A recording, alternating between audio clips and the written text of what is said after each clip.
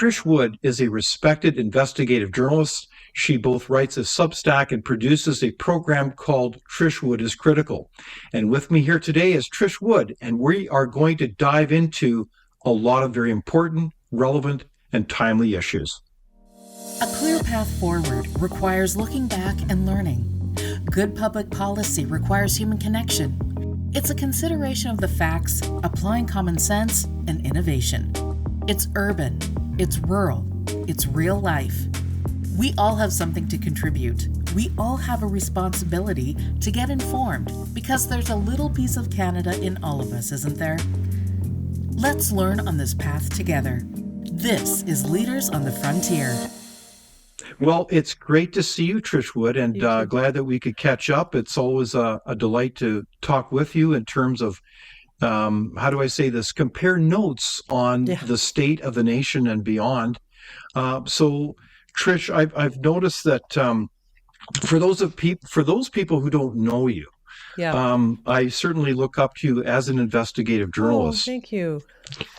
And I think one of the points of background is that you've got really quite a history in terms of working with kind of the who's who of journalism in our country, as well as, you worked with Barbara Frum on the National to the Fifth Estate. You are a serious investigative journalist. I guess I am. I don't think too much about it though, because I might go crazy with all the responsibility. Okay. But it's so. This is a weird thing to say, but it's so natural for me. It's so ingrained in my nature that I don't even think about it that way. It's just that I'm kind of allergic to lying. I'm uncomfortable and lying. Around lying. Like if someone lies to me, I have to sort it out. I can't let it pass. It's really like a character defect I have. Well, so it's a perfect thing for an investigative journalist. But I also have a pretty good BS detector, and I don't know where that comes from. Except I will say I had a kind of let's say challenging childhood, right? And kids who grow up that way frequently become journalists, actually. But what you develop is interesting. I've done a lot of thinking about it. You develop a really kind of innate sense of honesty, danger, gaslighting. Like we're like little radar devices for those sort of things. And I think it's probably a coping device when we're children. And then when we grow up, we can't turn it off. So we become either crazy alcoholics on the street corner or journalists or both, right? Isn't that interesting? Yeah. So we need today in this country, I'm sure you'd agree, we need more investigative journalists than ever.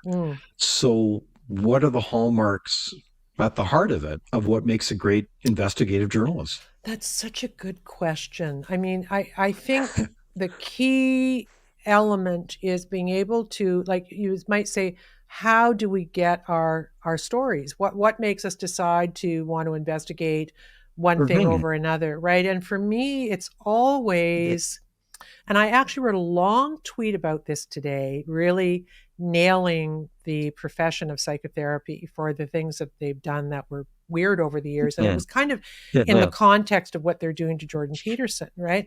But so I posed a bunch of questions about critical thinking. And one of the questions was, is it more logical that a whole bunch of kids in Western countries all woke up one day and said they wanted to change their gender, or that there's something else going on? What is the most rational, right? And so once you latch on to that, as I do quite vociferously when I'm embarking on these things, then okay, so if it didn't happen organically, and it didn't happen organically, clearly, then what happened? So what are the factors? The factors are the children are being influenced. Who is influencing the children? Teachers, psychotherapists, and social media. It's done. Like that's, and Abigail Schreier wrote a book about that, right? Explaining that what's happening with kids is social contagion. There's no question about it. I mean, there may be, if you believe in trans, as a thing, there may be some organic elements of it. I don't talk about that because I don't necessarily believe it. But what we're finding is that a lot of young people, many of them grow up to be gay. So these were young gay men who Mhm. somebody latched onto and said, oh no, but the fact that you're effeminate means you're actually a trans person. And then they do all this Yeah. stuff and Mhm. ruin their lives and Mhm. wake up to be a gay person. So Yeah. that's how that's how it starts. Is that more likely or that it happened organically, or more likely that there was some other thing going on? And that's been a bit of a theme in the work I've done. The other thing I talked about, because this was life-changing for me as a journalist, was that in the 80s and then into the 90s, the satanic ritual abuse cases that were exploding all over the world Yes. never Yeah. happened. And then all of a sudden, whoops, everybody's experienced Mhm. satanic ritual abuse. Okay. So yeah. So help me remember that there was extraordinary case studies. Like what was it called? Martinsville, Saskatchewan. There was Yeah. a lot of We broke that story. kind of a Yeah. belief that. Yep. Yeah, so you were quite in the thick of that. So That tell was the us Fifth what Estate. happened in that story. Yeah, so Michelle Metivier, who was the producer of that, brilliant. We had some brilliant researchers on it too. I was just kind of lucky enough to front it, although I was heavily involved in the research too. And let me Yeah. just preface that by saying, see, this is where the CBC is a great thing. We had an executive producer of that show named Kelly Crichton. And like me and the other women there, we were all kind of card-carrying feminists of varying degrees, old school Yeah. feminists of varying degrees, and questioning the recovered memories, which I'll get into in a minute, of sexual abuse, Yeah. or the stories of children who said that they were molested in a daycare. That was absolutely Well, verboten. You were a bad person. Children never lie about sexual abuse. Women never get it Right. wrong. It's all true, and you're a bad person. And I will tell you something. Judy Rebick, when this story ran, wrote an Mhm. And editorial who about is us. Judy Rebick again? She's a big, I can see her well. yeah, she's a big feminist writer for Mhm. probably the Globe and Mail, early 90s, Mhm. probably the Globe, saying we had to turn in our feminist membership cards because we'd done this story. So here's the story. In daycare centers around the world, in Western countries only. Why is it only in Western countries, right? If it's not, there's not something else going on, Indeed. right? These daycare centers were alerting the police that children were being abused, or parents were alerting that children were being abused in these daycare centers. And the police would come. McMartin Preschool was the one that really got the ball rolling. And that was down in California. And the parents went into a moral panic about it, and they brought in these interviewers who had been trained a certain way by a guy named Roland Summit, who kind of was one of the architects of this way of thinking.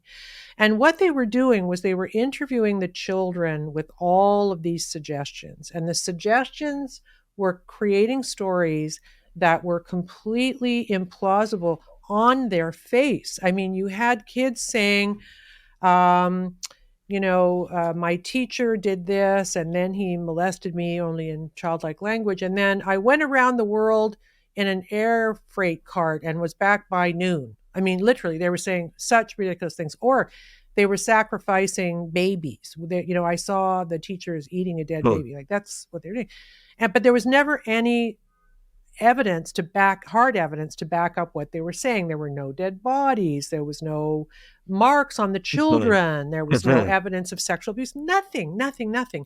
But these interviewers were pulling this stuff out of kids in a way that the police believed, because of cultural pressure, that they had to proceed, right? So they put the Bucky family, who owned McMartin Preschool, on trial. At that point, it was the longest trial in American jurisprudence. And then OJ, I think, maybe beat it, but it was pretty long. And some of the people in the family got sick. One of them, I believe, died.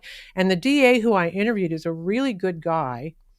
Actually quit the case at one point because the stories were so bizarre he couldn't go on. Like, he just said, I can't be an honorable person to do it. So Yeah. how did that happen?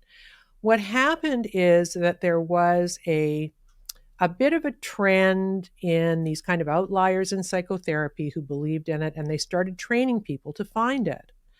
And the more they trained people to find it by interviewing children in this really corrupt way, the more cases they found. So you could track where these interview trainers were going around the world to outbreaks of satanic ritual abuse all through England, Australia, Canada, America. Wherever they went, there'd be an outbreak. Wow.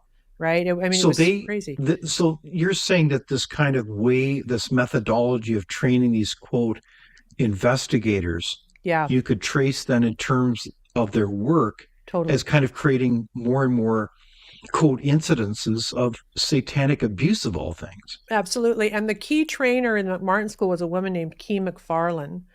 And it's on video. You can watch what she's doing. The tapes exist somewhere, and I may try and get them and do a documentary about it. They were sealed after the trial, as I understand it. And she's never given an interview about this ever.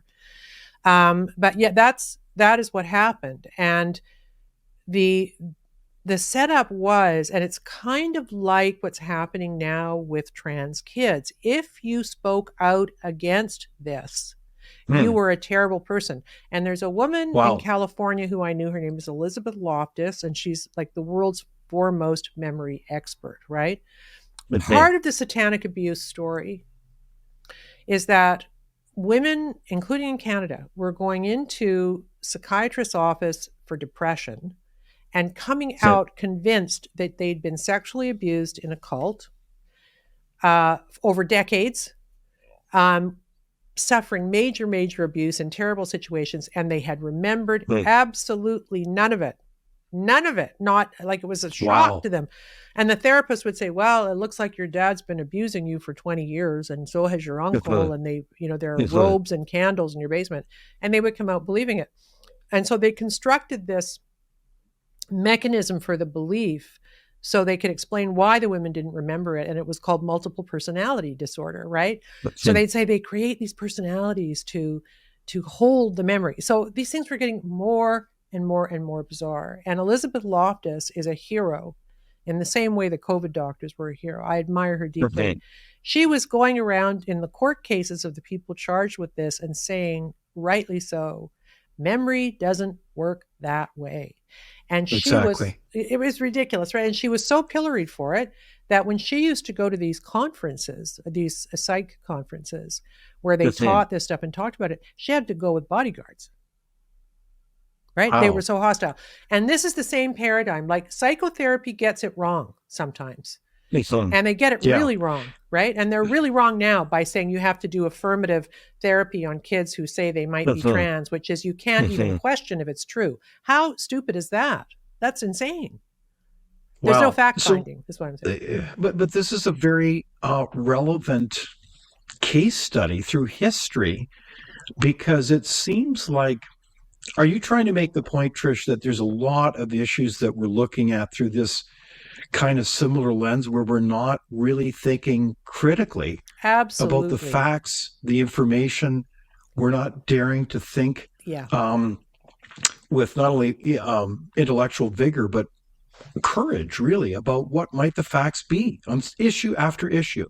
Well, we have to understand the vulnerability of groups of professional people to fall into their own traps. And if you remove some of the more kind of florid conspiracy theories about COVID. And I'm open to any idea because I still don't fully understand COVID. But if you just remove those for the point of our discussion, how do you explain all of those professional people being so wrong? Right? I believe there was an element of mass hysteria around it. And I'll tell you why, because one of the doctors who I admire is a guy named Joseph Freeman. He's I think he's an emerge doc in Louisiana, in all the hospitals for the poorest of the poor. He's a very dedicated and cool guy, plus a vaccine researcher. And he said to me, we were talking about how the vents killed most people. Most people on them died, right? It was a total mistake.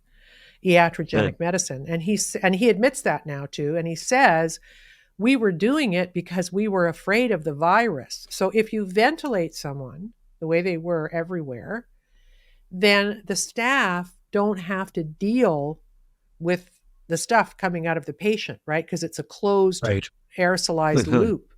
And if you ask anybody working in those situations who's honest, they will tell you that's why they did it. And then that guy went on YouTube, this young doctor, and he said early on in New York, he said, I think we're killing people with vents. We got to stop doing it. And slowly they stopped doing it, right? But that's what happened. So that's a very group thinky thing that none of those people at the time, not until this young guy spoke out, were saying, wow, is this the right thing to do? We're losing a lot of patients. So the point of what I'm trying to say is groups of professional people are as vulnerable to groupthink as stupid people are, right? You're not immune.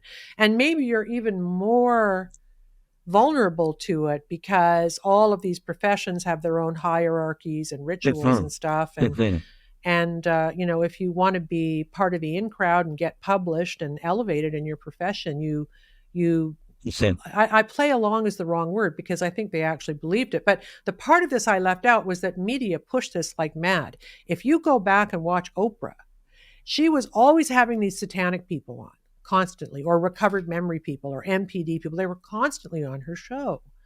Wow. And you want to say, like, Oprah, you're not stupid. Why are you like, is there another explanation for this? And like COVID, the doctors like Elizabeth Loftus, but the other doctors who spoke up, like Richard Offshee, who was also a great hero, were really, really attacked for not going along with the program. And the program is you can never question somebody who's saying they were sexually abused. You just cannot do it. It's wrong. But through this kind of history, then surely these are massive red flags, lessons to be learned, where if there's a variety of parties, even authorities, others within a group that are saying, how dare you question this type of information, then that's a flag, is it not, Trish? Well, yeah, and look what they're doing to Jordan Peterson. I mean, right? It's the psychotherapy psychologists college, right? It's the same sort of thing. Like, you have to think the way that we do, and if you don't, we're going to re-educate you. That is so dangerous because they get stuff wrong.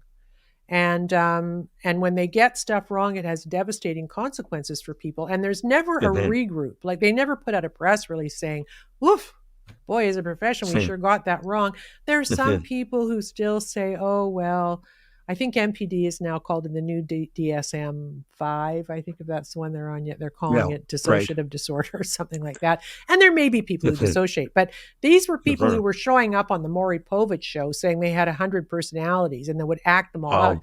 Oh, and just for fun, I remember to tell you this. We interviewed Sybil, the MPD person in the movie, played by Sally Field. Yes, the famous book. Yeah. Yes. She was a fraud. We interviewed her psychiatrist in New York, and he said that her actual psychiatrist, with the way he was treating her, she said, "Who do you want me to be today? My psychiatrist always wants me to call up and be certain characters for him, so I do it." He said it was complete. It was a complete fraud. Yeah. So they go far on, and these are crazy things. So back to my original question, is it more likely that daycare centers around the world and other places, like in Martinsville, which I think was a home daycare, I believe, is it more likely that everybody started worshiping the devil and murdering children? And just one more thing on that, just so you know how weird it was. We interviewed a woman who was paid by the government to train people to look for satanic abuse. We interviewed her in her house in maybe Kelowna or Kamloops or something. And at the end of it, she said all these ridiculous things, like kids are afraid of ketchup because of blood and all this stuff. But at the end of it, she said, I said, how can you be credible? Well, first of all, she said how many children they were killing. And I totaled up what she'd said, and it was 750,000 babies a year, she was saying, were being murdered. Pardon me? How many? 750,000. Yeah. Oh, yeah. Oh, my. And she was like teaching people, right? And then I said, but you never have any proof. If you're alleging this is so widespread, police would find, they never find anything, ever find anything, right? And she said, well, what we do have disappears because the cops and the judges are all involved. And she said, we have a baby wax candle here. And I said, what's that? And she said, it's a candle made out of dead babies. And we wanted to get it tested by the police or whoever, and they wouldn't do it. And I said, well, we'll do it. Yeah. We'll take it. Give us the candle, right? And of course, she never gave it to us because the candle doesn't exist. But that's the person who was training professional social workers and psychologists on satanic ritual abuse. That's what they're being told. So, okay. So as we look at this phenomenon of, you called it mass hysteria. I mean, there's Yeah. I mean, your point is well taken. We need to be critical about facts and information. Yeah. And you reference the movement around transgenderism, and certainly we both, studied this quite a bit. But Yeah. Transgenderism really comes out of a particular set of theories out of the bowels of the universities related to both cultural Marxism and kind of this strange postmodernism, where there is really assertion of no truth, that gender can be separated from biological sex. Yeah. So within that queer theory is the pushing of any boundary around normalcy. So truly, it is a different world. And I think this is maybe something that people underestimate, is within the minds of these theorists, they really do believe that the only truth is your own lived experience. Yeah. And the only, and that truly your gender is fluid and you can kind of be whatever you want to be. I mean, it's almost totally insane. So in this context, though, are you saying it's the same type of phenomenon that's developed in our society where the Alberta government tables legislation, which is really, I think, all about protecting, what are they called again? Oh, yeah, children, and empowering parents to be parents. Like, what is going on here, Trish? Yeah, well, it's craziness. I mean, what she did 10 years ago in tabling this legislation would not even be considered controversial at all. It's just normal, right? But and the idea, I don't know who was the new Democrat person who came out and had the weepy press conference about we can't protect trans kids. Like, okay, wait, hold on a second. Those kids need protection, and they need protection from intervention that is not fact or science based and is coming way too soon. Indeed. Right? That's what they need protection from. Yes. And so, to say, and here's what Trudeau has done, and this is so wrong. His law about this affirming therapy they need to do absolutely prevents, under threat of law, that a psychiatrist or a psychologist goes on a fact-finding mission about whether the kid is actually trans or not, right? They call it conversion therapy, which is actually bad. That's when they tried to convert gay people to straight. That's awful, of course. But this is not that. I mean, if a kid comes in and he's saying, I think I'm trans because his teacher's got purple hair and was pushing it on him, and all the cool kids in school who had unicorns were trans, and so he wants to be trans too, which is exactly what's happening right now. The psychiatrist and psychologist needs to fact find about what that means. I will absolutely put forward the idea that even if we could fact find it with kids that are quite young, it's really hard to make the assessment. So the protocol must be to do no harm, right? That must be the protocol. Don't start puberty blockers. And why? These are irreversible decisions. Irreversible. That's the name of her book, Abigail Schreier, Irreversible Damage. That's what it's called. But here's the other thing that's weird about it and why it's suspect. Because little boys who are suggesting they're a girl, why do we have to put them in dresses anyway? Because girls don't wear dresses anymore. How many girls wear dresses to school? They all wear pants. So what is this whole big thing that when a boy is a trans girl, so sad, why then do they go uber feminine? Why are they into sparkly polish and all this kind of uber feminine stuff that most girls aren't anyway? I can't remember the last time I put a dress on. It was probably a formal occasion. So why? So that's why there is an element of narcissism on the parents' behalf, narcissism on the behalf of this movement, narcissism on behalf of the teacher. They want to create this little unicorn sparkle pony kid to virtue signal about how liberal they are, right? No matter how weird it is. Exactly. You could, with a new protocol, stop the puberty blockers and the insanity, humor a little bit, maybe him thinking that way within reason. Let him wear pants and maybe pink socks or something.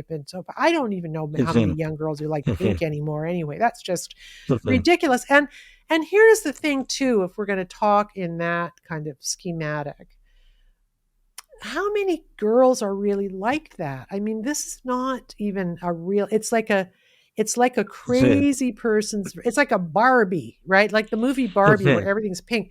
We don't live in that world anymore. Right. Exactly. And when I see an uber feminine kid, like if I see a kid in a fairy princess dress at the age of 5 and wings, I'm like, ooh, you know, what are the parents pushing on her? Why does she have to dress that way? And I'm feminine enough. I like makeup and stuff. And I read fashion. Well, I don't read fashion magazines anymore because they're a nightmare, but I used to, and I'm a big fan of Audrey Hepburn, you know, but that super uber feminization of boys with all of these cliches that are awful really says something about them, right?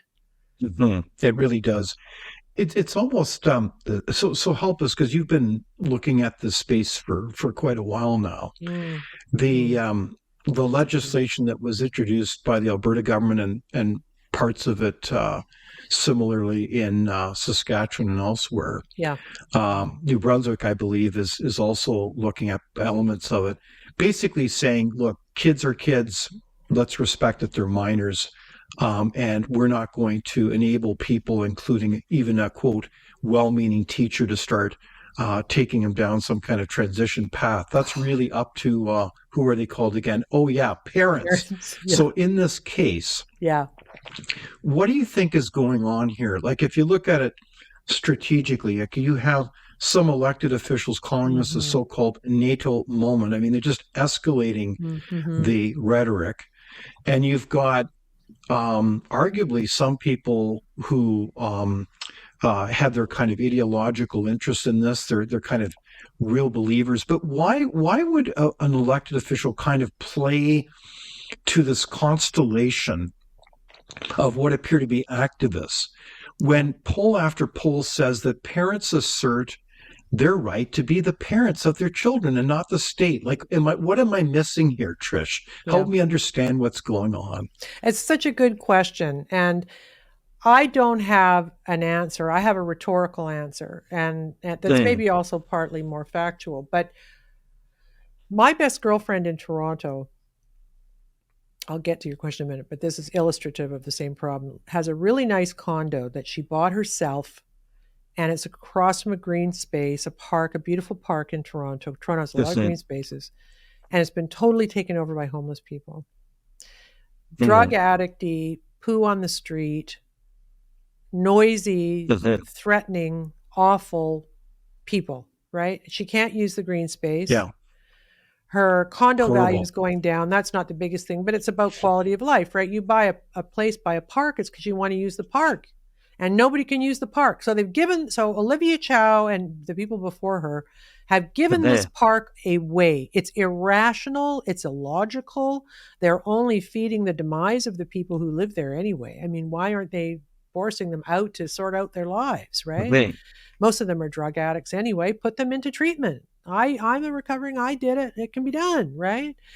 So the question you asked is, why does this happen? And what I know about the homeless problem here and about the trans problem in schools, both in Canada and it's happened in the UK too, is that the NGOs and the so-called advocacy groups. So the NGOs are the organizations funded by the governments. Yeah, they're like the non-governmental organizations, but also the so-called advocacy groups for these special interest people, like the homeless people, like extreme transism, right? They have now been given access to the levers of power, and so they are making policy. Like, I know that these people are in City Hall. And they are the ones advising the city of Toronto on how to deal with them. And the same people, the extreme trans people that are coming out of the universities.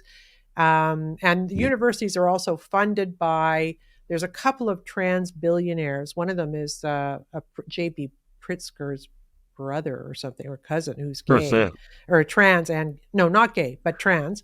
And he's a billionaire. And so he's funding all the university gender stuff. And those are the people the schools call and say, well, you're the experts. So what do we do? Right. So you've got all of these self-interested, and there's a woman in Canada too, and I've forgotten her name, but she started and then sold Sirius satellite radio.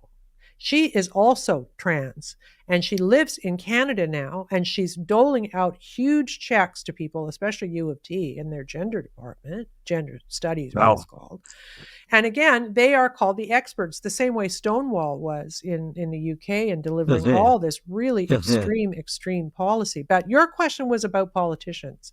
And I don't know why they bow to these things over the will of the people, these irrational, dangerous, ridiculous, and absurd things. I mean, the global South, as they say, they look at us now and they think, these people up there, they're all mental. They're crazy. I mean, I'm dying to know what Vladimir Putin says to, I'm dating this show, but what Vladimir Putin has said to Tucker about all of this. But it's, I can't explain it. I guess it's politics, and they've made, dare I say, they've made a calculation that it's better for their political future if they go along with harming children, which is what they're doing. It is really kind of disturbing. So I think what you're saying makes a lot of sense. Like, let's follow the money.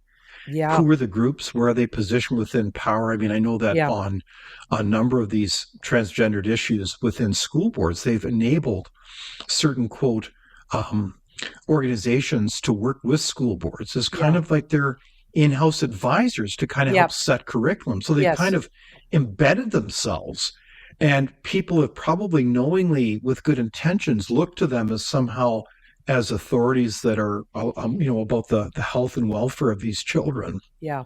Well, and you know what happens? It's not that simple. It's not that simple. And it is a money play. And I'll tell you why. Because if you're not reading Jennifer Bilek, Bilek, she is the one who's been studying this for like 15 years. She's brilliant.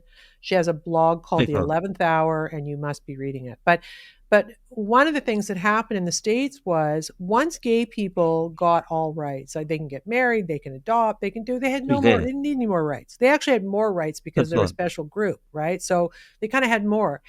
They couldn't raise money. Human Rights Watch, I think it's called, couldn't raise money on gay problems because they didn't have any, right? So they included the tea and the other stuff that goes with it.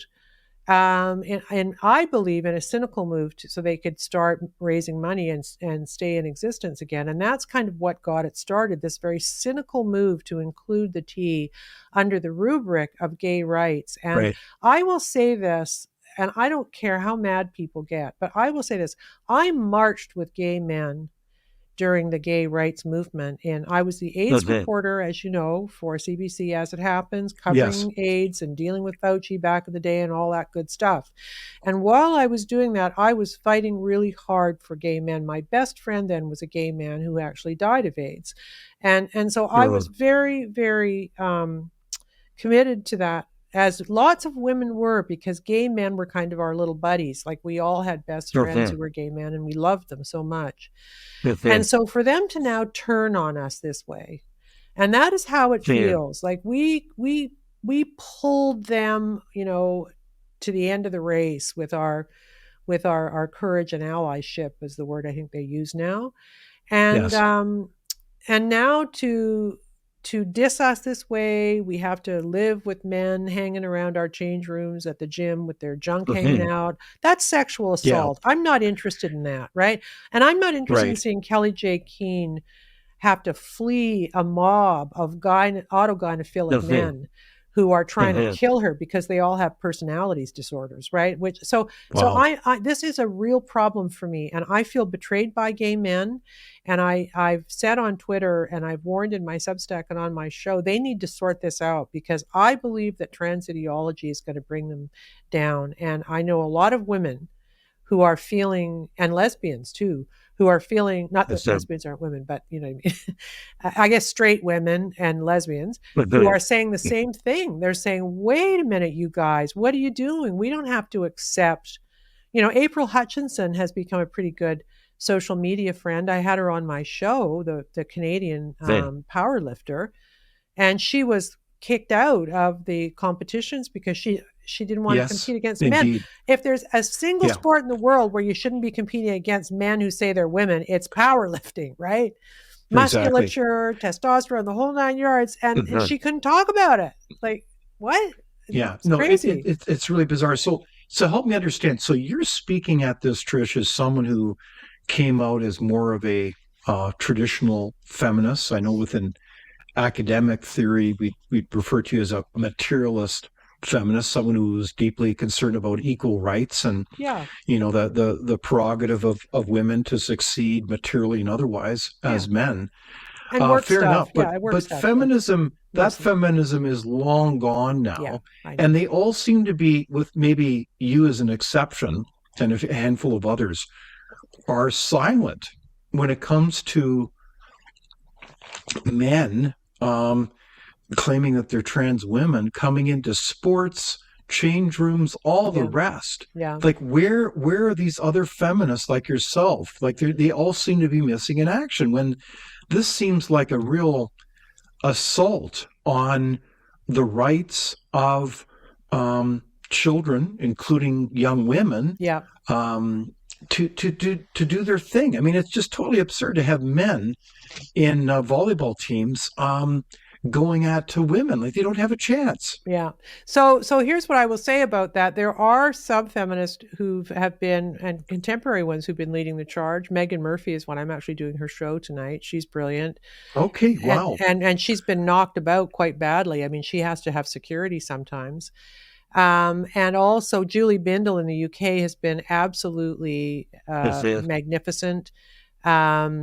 And there's quite a few. Kate, I've forgotten her last name, but she used to be in Tucker. Tucker was great because here is Tucker Carlson inviting these feminist academics and lawyers onto his show to talk about trans issues. I really love that. So Dansky, her name is I think Kara Dansky or something. She's a feminist lawyer. So there's quite a few who have been, but what's interesting is they don't get platformed, right? So one of the people with the biggest platform is Billboard Chris, right? So he gets more platforming, and I hate to say it, but sadly, I think he does because he's a man. Like the women who have been fighting the charge are not listened to as much as I think they should be. Really? Why do you think that is?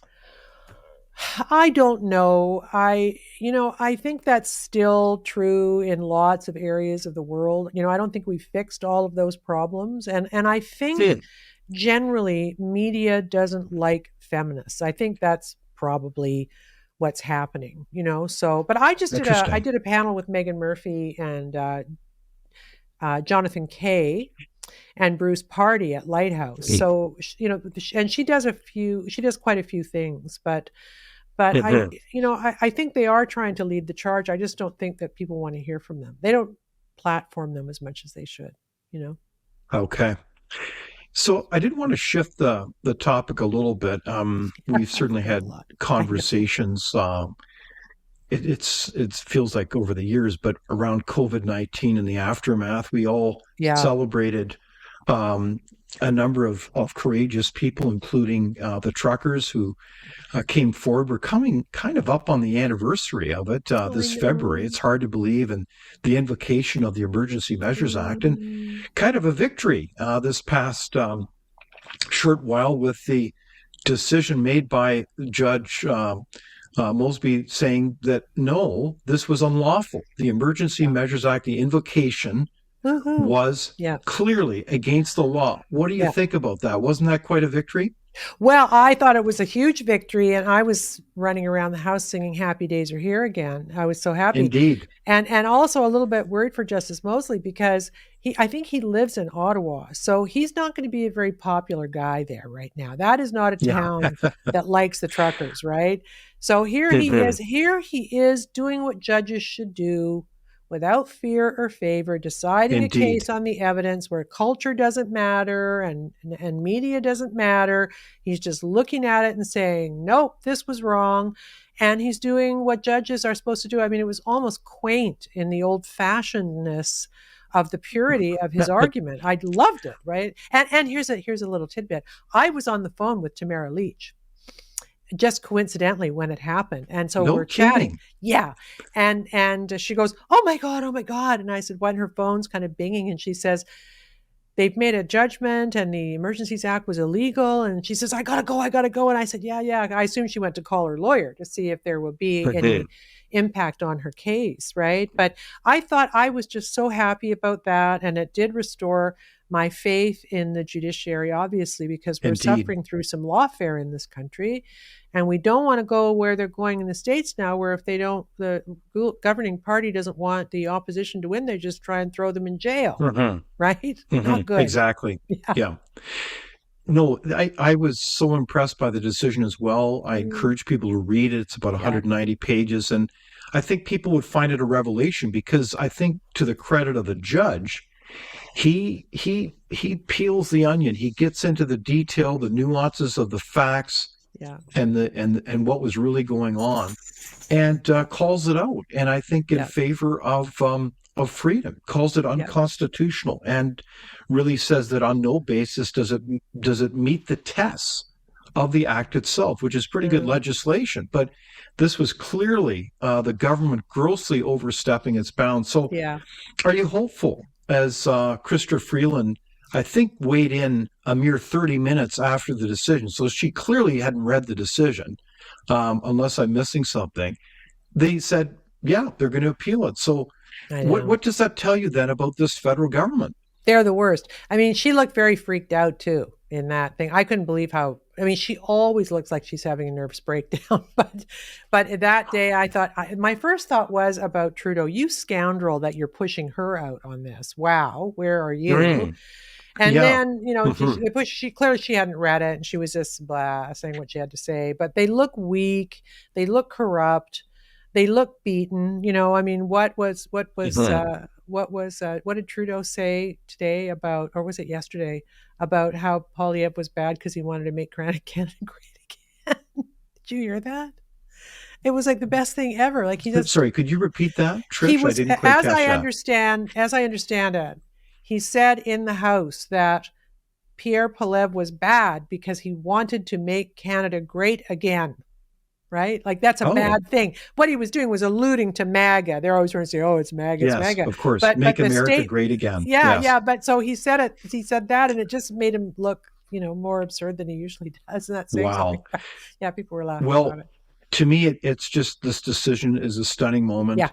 And I'm so grateful for it, because me too. It means a lot, obviously, to the future and welfare of our democracy, the rights and freedoms of Canadians. And I think there was some grievous decisions, great impacts. I mean, the stunning example, the freezing of bank accounts without any summons or you can't just do that out of the blue. This is the first in the world where you don't have that kind of a legal process. And so I think Canada's reputation as a free and democratic society in the world really went down numerous notches, and it was really an embarrassing, dark moment. Yeah, everybody talked about it. And I should do some research on this. I don't know if this opens up a field where people whose accounts were frozen could sue either the banks or the government. I don't know. I mean, do the banks have to just do what they're told? I don't know if that's true. And maybe I think that it's a good question. I know that in conversation, and she's very careful about offering an opinion. Obviously, this is all subject to counsel. But I was speaking with Joanna Barron, the executive director of one of the key platents, namely the Constitution Foundation, the Canadian Constitution Foundation, which was leading the charge. But it does open up a crack for some remedies. But it would be probably a tough one to make. But I'm sure some lawyer is going to be all over this, and they need to act now, because or at least maybe this is the key point.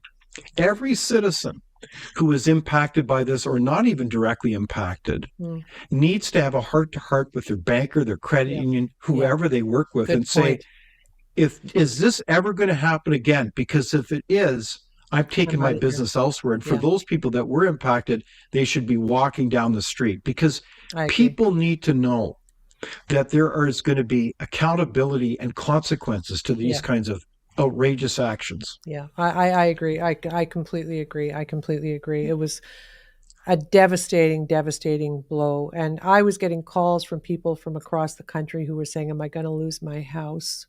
Are they going to take my car? I mean, I've never seen shame, double shame on all of them. Yeah. Awful. Awful. Awful. Well, and we know that the context of this is, I know from a basic legal point of view, if you're going to go after these decision makers, and I hope someone does, they can show.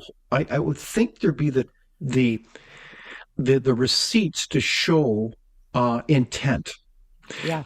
This did not just come out of the blue. We don't still to this day, we don't have a shred of evidence showing the health mandate as to why they introduced these mandates against these truckers who spend most of their time in the cabs. Yeah. The way they were demonizing these peaceful protesters even before they got into Ottawa. The fact is they never met with the leaders of the group, which they wanted all along. Yeah. Like, I was a former elected official. Of course, I'd always sit down with people who had a concern. That's what you do. That's leadership. But they didn't do that. No. And Tamara told me, I think I might have said this on our last talk, but Tamara told me, and I believe Chris did too, they would have gone home. If they'd come out and had a meeting with them and given them a ray of hope, they would have gone home. They were cold and tired. Interesting. And, it would have ended. But no, he can't. And even if he just sent an emissary, like, this is the thing that bugs me about the discussion of the Emergencies Act. Everybody discusses it like, well, it was either the Emergencies Act or nothing. And nobody in the legacy media is saying, well, why didn't he's the leader? He's the leader of these Canadians too. They have a right to be heard. Why didn't he just walk out the front door down to Wellington Street, over their headquarters were down there, and have a coffee with them? Right? Instead, he had to be, a big shot and do the EA. Exactly. And so within the Emergencies Act, one of the tests was that it should only be used on a last resort. Yeah. A last resort includes, what is it again? Oh, yeah, talking with each other, having a cup of tea and having a civil conversation. That's how civilized countries, let alone Canada, should be operating. Point. Yeah. I mean, they even talked to the IRA, right? While Bobby Sands was dying of a hunger strike. Yes. Wow. They had emissaries going back and forth, and he was bombing people. So, right? Exactly. Yeah, and it was Margaret Thatcher. So I mean, wow. Yeah. But we can't have that. We don't have that. So Trish, out of that kind of victory, I hope you share my hope that out of this we can learn and renew perhaps green shoots of democracy and freedom in our country. I think it's a hopeful sign. Yeah. Where do you see signs of hope in our country? I mean, you talk about a range of issues right across our country, and you certainly look at the world scene as well. Are you seeing signs of hope that people are realizing that the issue in many respects around these movements is about the people finding a voice, finding empowerment rather than disempowerment, and that the people are finding their voice to speak up in a democracy that has really been undermined by so many elites in power? Do you see signs of hope? Well, that's a really good, I will say, because I swim in the informational, swamp, that my feelings about it really change from day to day. I have good days and bad days, In a general sense, I'm not optimistic. I did a big interview today for this week's show on cell phone addiction and how like 90% of the people who have them are addicted to them and can't put them down and are not even kind of interacting with the real world anymore. They're just on their phone. They can't find, they can't even find the safe way anymore. They have to map it. Like, that's what's happened to us, right? Yes. So, and he suggested, he's a very clever guy. He suggested that maybe this was intentional because look at it this way. Old people don't have cell phones and they couldn't use the ArriveCan app to travel. So they just didn't travel and nobody cared about that, right? So we're getting that. So that makes me disappointed. But on the other hand, let's talk Coutts Four, now Coutts Two, right? So that happened, and I'm optimistic about that. But I'll tell you where. Okay, so can you remind us who were the Coutts Four, Trish? Yeah, so the Coutts Four were four men who were arrested. Two of them were arrested on the day of the Emergencies Act, as I understand it, and another two came after that, and on the following day. And what's interesting about this case, I'll just get their names. Jerry Moran and Chris Lysak were the who were released from custody yesterday. And it was a shocking event. No one expected it. I was speaking to Mocha Bezergan, who is the young kid who sits in that courtroom on his own nickel, covering it as an indie journalist, because the legacy media aren't there. And I was talking to him about it, and he said, we weren't expecting it at all. It just came out of the blue. They'd made this plea deal. So that means there's 2 people left in there. That was the Coutts Four.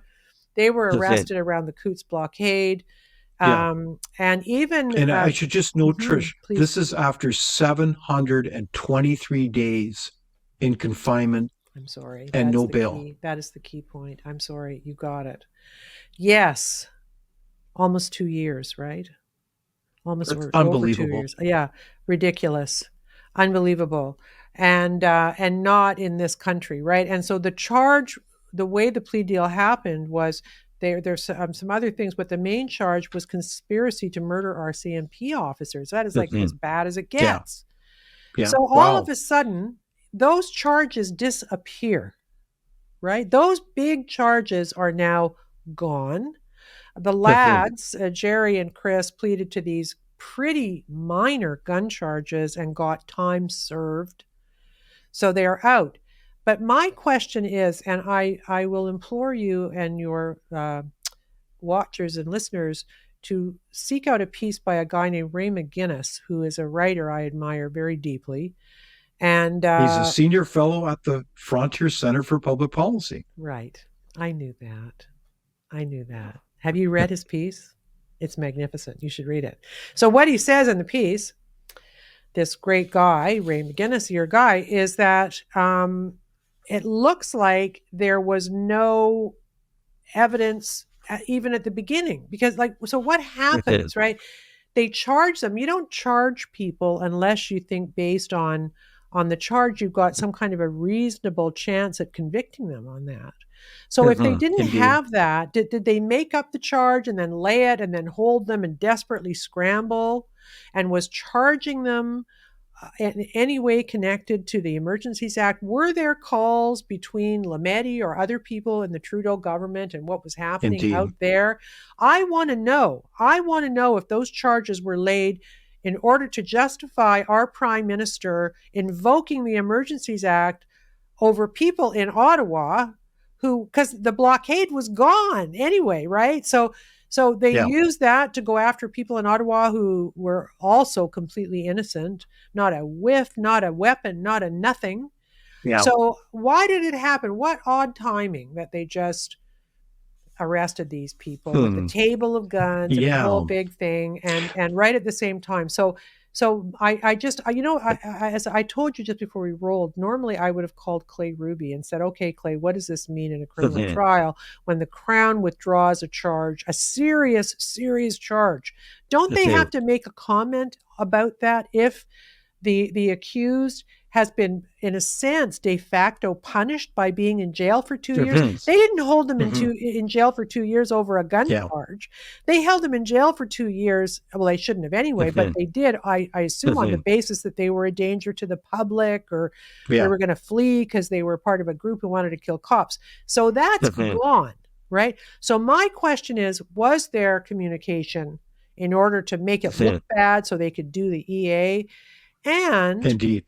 And then I think somebody has to ask, and I don't know if the Crown can be compelled to answer, what changed in the case? Did they never have it and they couldn't find it? Or did they have it and then something receded or something? I don't know.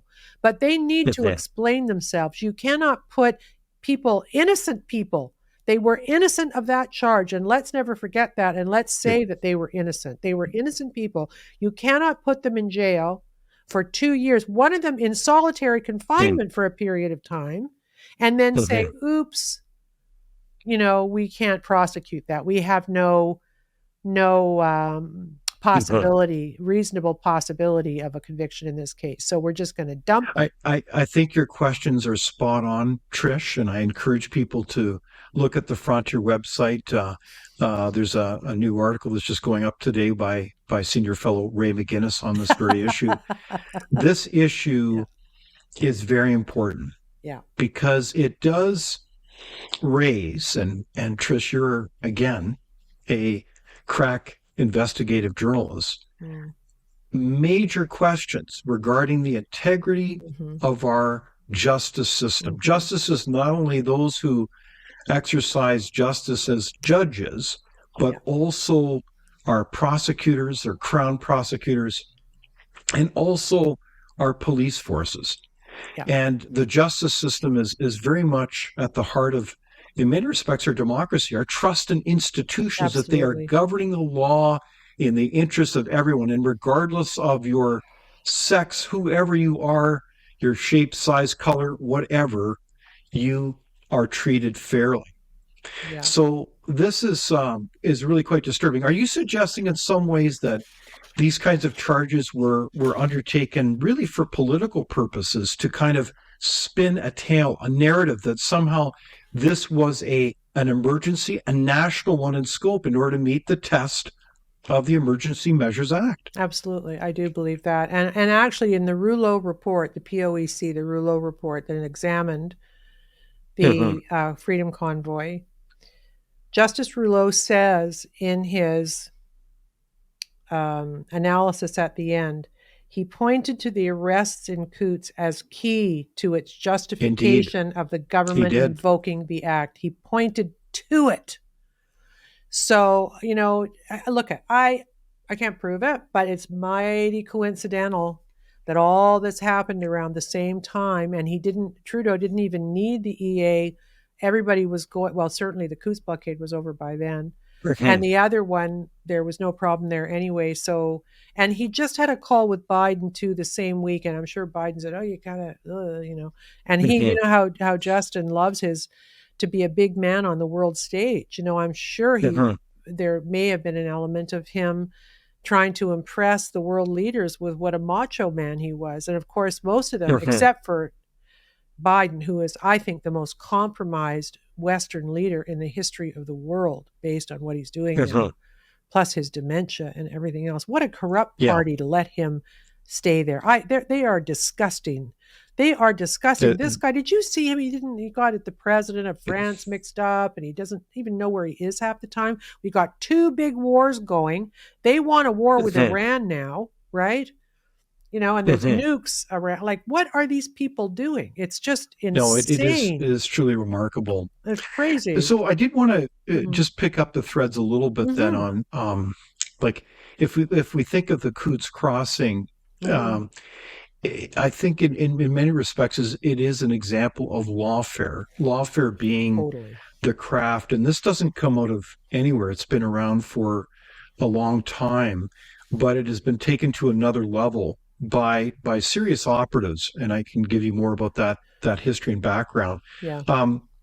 Of using the law to essentially go after your ideological opponents, your political opponents, and really to persecute them, to slander them, and ultimately, even if necessary, put them in jail. And so you have this absurd case where you have President Donald Trump being indicted on numerous areas for, I think he could end up serving some 900 years in jail. I mean, it's just utterly absurd. And the incredible thing is that all these legal actions are falling apart because they're not based on law. Yeah. They're really pushing the limits of edges of law for political purposes. And we can go on each case in detail if you want to. But are you hopeful? Like, it's 2024, it's hard to believe, but towards the end of this year in November, there will be the U.S. presidential elections. Yeah. Are you anticipating the re-election of Donald Trump, or is there going to be some type of, well, dare we say, kind of a magical black swan event that it suddenly appears out of the blue and that somehow derails the whole election? What is your guess on this? I know that no one has a crystal ball, but these elections matter, and they certainly matter for Canada. Well, look, I am out of the prediction game because almost every day is a black swan event right now. But if you're asking me if I think he's popular, I think he's popular. And I think he's popular in part because I think Americans, and especially the working class and and the blue collar people are very fair minded, and they feel, as do I, that he was never given a chance to govern. Unfortunately for me, he has revealed himself in the last few months through some policy statements he's made to not be the guy I thought he was, even though I would support him winning just to watch everybody's heads explode. It would be so fun. He's so disruptive. But I think he could get the votes to win. Would they let him win? I mean, there's a new document that Matt Taibbi has just put out. I think it was Taibbi, maybe it was Schellenberger, one of them. I think it was Taibbi, that they actually put out before the 2020 election about how they're going to use lawfare, all of these different ways to impede, prevent, et cetera, the way they do when they want to stop somebody. And the Democrats have that down to a science. They've got more sleazy lawyers on the payroll than any organization outside the mafia. Exactly. Yeah. I mean, they really do. And they'll do anything to win. And they all get rich doing it because they've got lots of crazy donors who'll give them $1 million just to keep Donald Trump winning. So they already have a plan, right? And I will he win? I think he probably should win. I think people want him to win, but will they let him win? That is the issue. Will they let him win? I don't think they'll let him win. I don't think they'll let him win. I don't know how. I don't see how that can happen. They're so corrupt. The Democrats are so corrupt. They'll find a way. Look at the $83 million jury award to E. Jean Carroll. I mean, what is that about? That absurd. Is insane. And Utterly that's from absurd. a jury who were instructed by a judge to not even abide by. The jury found she was not raped. Now, she said she was raped. The jury found she was not raped. So that means that her story was not credible. So what are they doing? I mean, so if and I think to put things into perspective, what I also find fascinating, and you'd have a really good perspective on this, Trish, is the difference in perceptions that Canadians have around, say, President Donald Trump. Because so many, like I assume that you'd go to dinner parties as well, almost in polite company, you can barely have a coherent conversation about Donald Trump. And it's not like I don't feel compassion for people, but they are so misinformed about basic facts in this case. Because in Canada, we get fed a steady diet through the usual mainstream media that's all based on the wire service of the Washington Post and the New York Times, which are all really seeding total misinformation on behalf of the Democrats. So it's almost comical, is it not? I mean, it's ridiculous. And look what they've done about Tucker going to Russia. Newsweek said yesterday that somebody in the EU is thinking of putting a travel ban on Tucker because he's violated some subsection of some dumb thing. I mean, I said on my show yesterday, I'm going to go on a hunger strike. If they try to impede Tucker's journalism, I'm just going to stop eating, which probably wouldn't hurt me anyway. Right. But So again, like this is absurd. When any authority, this goes through human history, the king, the queen, I don't care who it is, weighs it and says, wow, we can't have someone speak their truth as they see it and have that kind of healthy debate. Come on, something is really, really rotten in Denmark, don't you? Well, and you know what's going to happen? This is what's going to happen. Putin is going to tell the truth about why he went into Ukraine. And the truth is, everybody knows this, that he did it because he was promised the Soviet Union was promised when it broke up during Glasnost that there would never be weapons on the NATO country borders with Russia, right? That was the deal they made. And so here now is Kamala Harris running her mouth. Oh, we're going to let Ukraine into NATO. Like that. I mean, there were other reasons too. He wanted to protect the Russian-speaking regions and all that. And look, I don't defend him going in. But there are a lot of smart people like John Mearsheimer, who I deeply admire, saying that this was kind of Russia's Cuban Missile Crisis, and they had to get the weapons off the border. So that's what he did, and that's what Putin's going to say, and that is what they don't want the American people to know, because nobody in legacy media is saying it. So the people who are dragged along by the ears by MSNBC and the fools on CNN, if they do watch Putin, they're going to get an earful. and also about how the American State Department from 2014 was mucking about in the internal affairs of Ukraine. And not to mention, just to lay this extra layer of horror on the whole story, clearly the Biden family is completely corrupted on Ukraine issues. Okay. There's no doubt about for most that. Canadians, I think most Canadians would be shocked to hear your statement about the Biden family and how they're compromised. Because we really haven't heard about that in Canada at all, No, the I guess scope not. and scale of deep-seated corruption. So can you help inform us about what's really been going on there? Because the receipts are all there. Yeah, well, the receipts are absolutely there. Well, there's a bunch of things that have happened, but the main thing really was Hunter, and this was around the laptop story that the media hid, because they wanted to get Biden elected. Was the fact that Hunter had worked for Burisma, which is a Ukraine energy company. He had no history in it at all. They were paying him.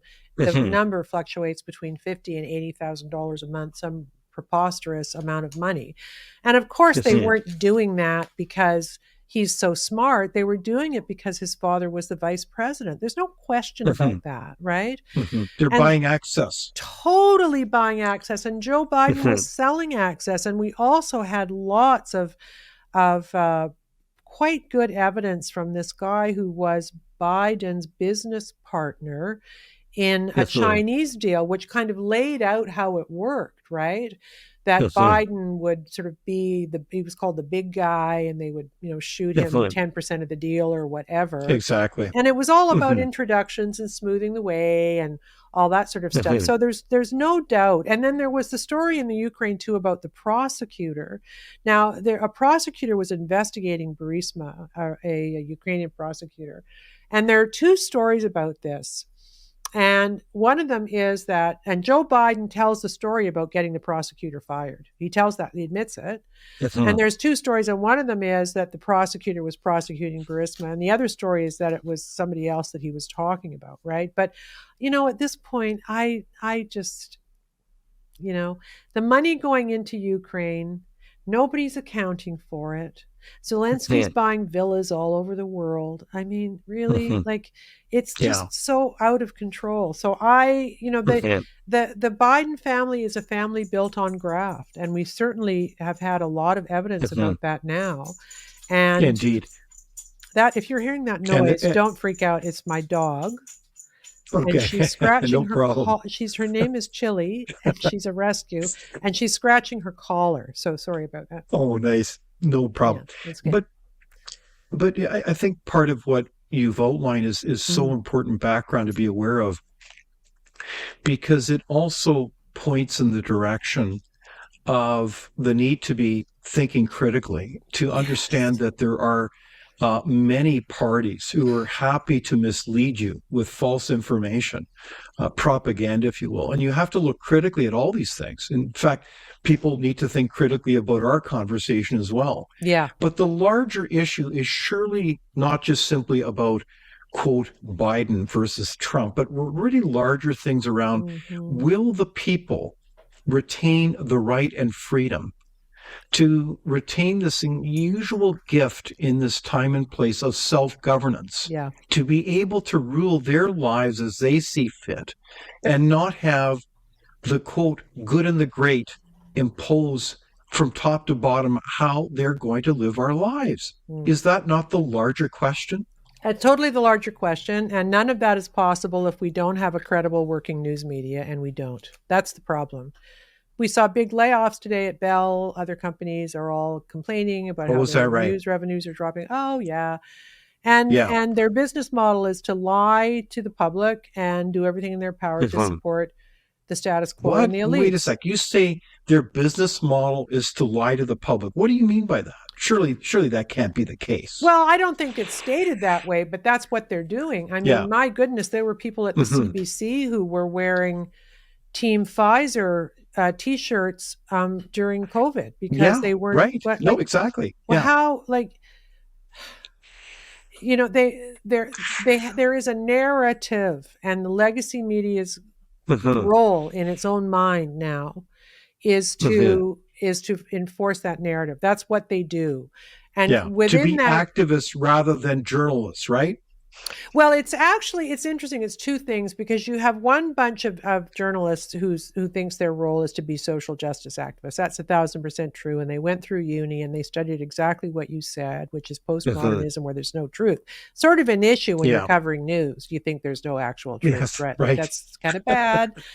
Yes. But the other part of it is that they I think more that the organism itself has a fealty only to the elites in power. And we saw this during truckers. It was highlighted for us in very, very profound relief, because the media actually hated the truckers. They ran lie after lie after lie. Yeah. The Wow. arson story that they were being funded by MAGA terrorists. I mean, all of it was garbage. Well, they were even raising up Nazi flags, Trish. Did you not see that? Yeah, I know, right? That one guy at the Chateau Laurier who showed up for a picture and then left. Who could that be? I don't know. Interesting. Who could that be? Who could that be? And then they also had on CBC, they had one of their hosts saying it was a Russian op.